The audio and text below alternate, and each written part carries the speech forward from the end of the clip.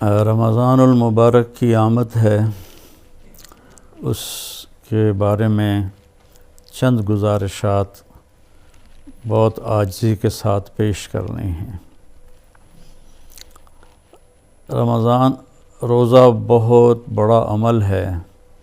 اللہ تعالیٰ نے فرمایا کہ روزے کا بدلہ میں خود ہوں، اور ایک جگہ فرمایا کہ میرے نبی نے کہ کوئی جانتا ہی نہیں ہے کہ روزے کا ثواب اللہ نے کیا رکھا ہے۔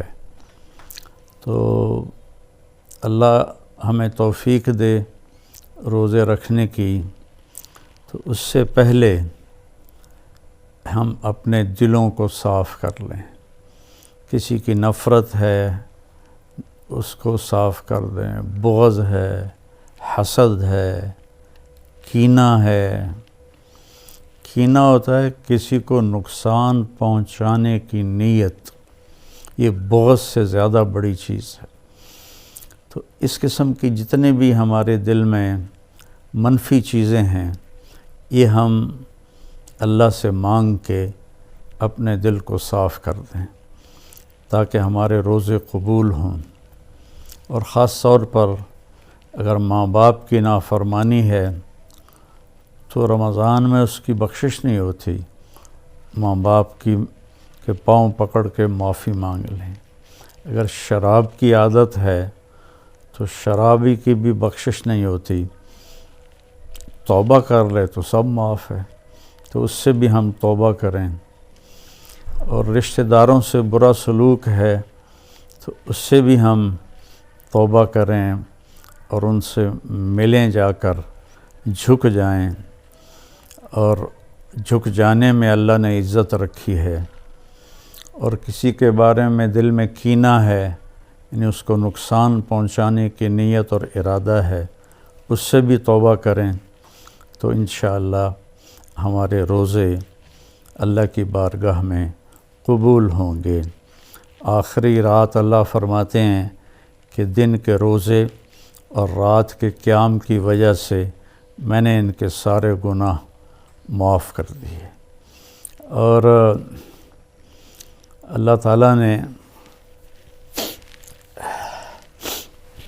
ہر امت پہ روزہ فرض کیا ہے۔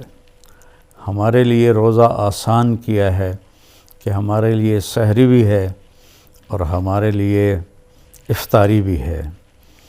تو اہتمام سے ہم ان روزے رکھیں اور کوشش کریں کہ پیٹ بھر کے نہ کھائیں تاکہ جسمانی فائدہ بھی ہو، روحانی فائدہ بھی ہو۔ اگر ایک مہینہ پورا ہم اس طرح روزہ رکھیں کہ ہمیں ظہر سے بھوک لگنی شروع ہو جائے تو پورے مہینے میں ہمارے جسم کے اندر جتنی بھی کثافتیں اور غلط چیزیں جمع ہیں وہ ساری دھل جاتی ہیں اور صاف ہو جاتی ہیں۔ تو رمضان کا مطلب ہے جل جانا۔ تو رمضان اور جل جانا اور روزہ، اس میں مناسبت یہ ہے کہ جوں انسان روزے رکھتا چلا جاتا ہے اللہ اس کے گناہوں کو جلاتا جاتا ہے، یہاں تک کہ آخری رات اس کے سارے گناہ جلا کے اسے پاک اور صاف کر دیتا ہے۔ تو ہم اپنے دلوں کو صاف کر کے لڑے ہوئے سے صلح کر لیں، معاف کر دیں۔ چند دن کی دنیا ہے، لڑائی جھگڑے کا موقع ہی کہاں ہے۔ چند صبحیں ہیں، چند شامیں ہیں، بہت سی بیت گئیں، تھوڑی باقی ہیں۔ بہادر شاہ ظفر رحمۃ اللہ علیہ کا شعر ہے، ان حسرتوں سے کہہ دو کہیں اور جا بسیں، اتنی جگہ کہاں ہے دل داغدار میں۔ تو دل داغدار میں اللہ کی محبت اور اللہ کے رسول کی محبت اور اللہ کے بندوں سے محبت اپنائیں تاکہ ہمارا ہر عمل قبول ہو اور اللہ تعالی ہم سے راضی ہو۔ اور دوسری بات یہ ہے مالدار حضرات کے لیے کہ زکوٰۃ کا تو ضرور اہتمام فرمائیں۔ بہت غربت ہے، اور بہت مہنگائی ہے، ہمارے گناہوں کی سزا ہے کہ مہنگائی کا عذاب ہے ہمارے اوپر۔ جو اللہ ہی ٹالے تو ٹالے، تو ہم سب اللہ کی بارگاہ میں توبہ کریں اور کھل کے مال خرچ کریں، زکوٰۃ بھی دیں، زکوٰۃ سے بڑھ کر بھی دیں، اور ڈھونڈ ڈھونڈ کر خاص طور پر ان لوگوں کو جو سوال نہیں کرتے اور گھر میں فاقہ ہے، انہیں تلاش کر کر کے ہم اپنا مال خرچ کریں کہ جو ہم نے خرچ کر دیا وہ ہمارا ہو گیا، جو ہم نے بچا کے جمع کر لیا وہ مرتے ہی پرایا ہو گیا، پتہ نہیں اولاد کا ہے یا کس کا ہے۔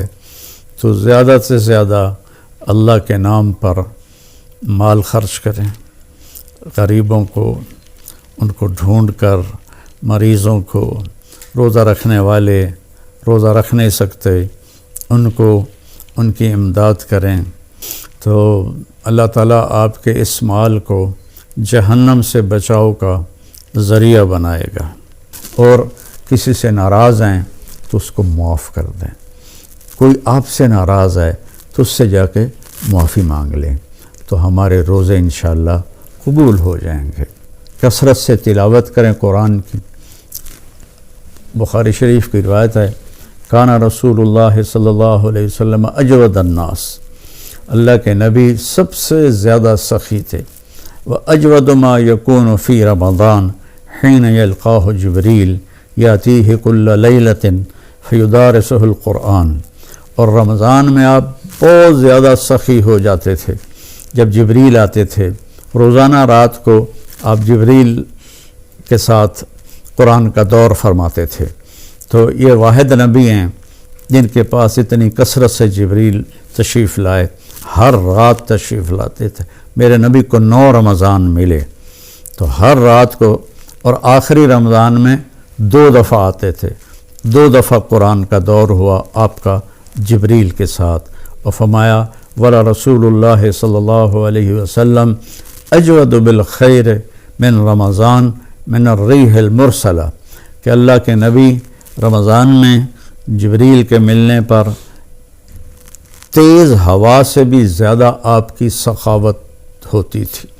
تو میں مالداروں سے کہتا ہوں سخی بنیں، صرف زکوٰۃ دے کے مطمئن نہ ہوں، زکوٰۃ سے اوپر بھی خرچ کریں، اللہ آپ کا رزق بڑھائے گا۔ اللہ مجھے آپ کو توفیق نصیب فرمائے۔ السلام علیکم ورحمۃ اللہ وبرکاتہ۔